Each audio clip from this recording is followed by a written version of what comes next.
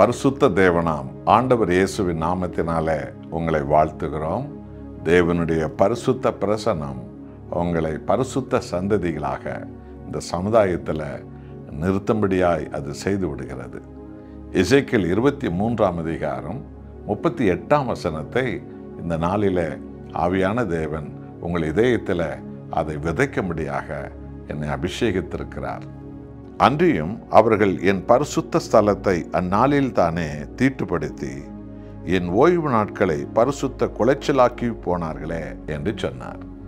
தேவனுடைய மனபாரம் அந்த மகா பரிசுத்தமுள்ள தேவனை ஆராதிக்கிற சபைகளில் அவருடைய ஜனங்கள் தங்கள் பாவங்களை விற்று மனம் மாறி குணம் மாறி அவர்கள் பரிசுத்த சிந்தையோடு பரிசுத்த பேச்சுக்களோடு பரிசுத்த செயல்களோடு பரிசுத்த உணர்வோடு தேவனுக்கு ஊழியம் செய்ய வேண்டும், ஆராதனை செய்ய வேண்டும்.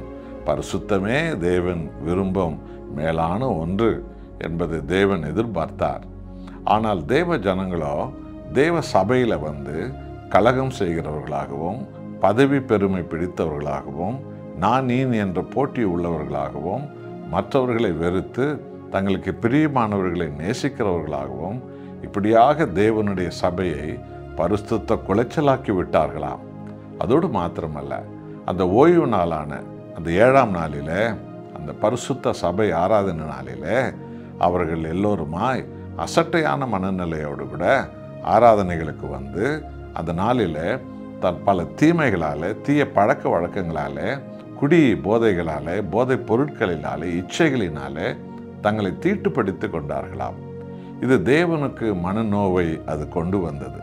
அருமையான தேவ ஜனங்களே, உங்கள் அலுவலகத்தை சுத்தமாய் வைப்பதில் கவனமாக இருக்கிறீர்கள், வீட்டை சுத்தமாக வைப்பதில் கவனமாக இருக்கின்றீர்கள், உங்களுடைய பொருட்களை சுத்தமாய் பாதுகாப்பதில் கவனமாக இருக்கின்றீர்கள், நீங்களும் நாமும் எல்லாவற்றுக்கும் சுத்தமாக்கி கொள்வதில் கவனமாக இருக்கிறோம்.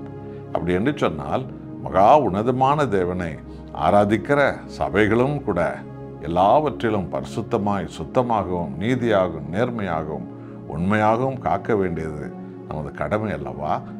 தேவன் நமக்கு கொடுத்த அந்த பரிசுத்த நாள் எல்லாம் நாம் ஆண்டவருக்கு நன்றி சொல்லவும் ஆராதிக்கவும் அவரை துதிக்கவும் அவருடைய சத்தியத்தாலே நாம் பரிசுத்தமாவதற்கும் கொடுக்கப்பட்ட நாள் அல்லவா? அந்த நாளில் உலக பிரகாரமான மனிதர்களைப் போல சினிமா ஆசைகளாலும் சீரியல் ஆசைகளாலும் இச்சை பேச்சுகளாலும் சுயநலமான மாயைகளாலும் நம்மை நாம் தீட்டுப்படுத்திக் கொள்வது சரிதானா?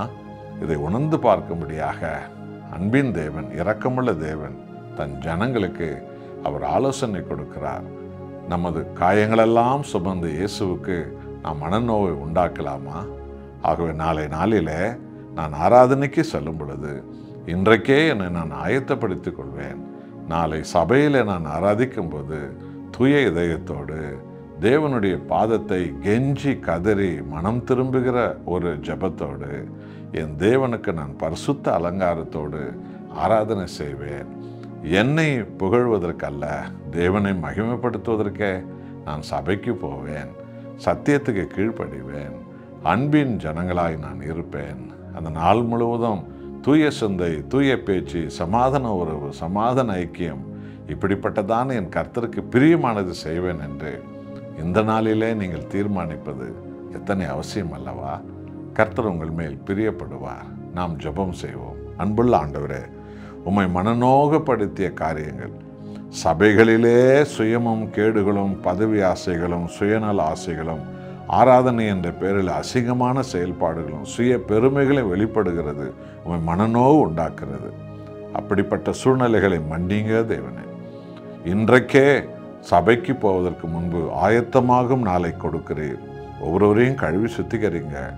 உமக்கு பயப்படுகிற பயம்தான் தேவனே, உம்முடைய சித்தத்தை நாங்கள் செய்கிறவர்களாக நாங்கள் இருப்போம். உம்மை மகிமைப்படுத்துவதற்காகத்தான் சபைக்கே சொல்லுகிறோம். உம்மால் நாங்கள் மறுரூபமாவதற்காகத்தான் சபைக்கு அழைக்கப்பட்டிருக்கிறோம். சத்தியத்தாலே உமது ஆவியானவர் எங்களை முத்திரை போடுகிறீர். இயேசுவின் நாமம் மகிமைப்படும்படி எங்களை சுத்திகரித்து நடத்துங்க தகப்பனே. இயேசு நாமத்தில் பிதாவே, ஆமென். அன்பானவர்களே, கர்த்தருக்கு பிரியமானது செய்வதில் கவனமாக இருங்க. நீங்கள் பாக்கியவான்களாக இருப்பீர்கள்.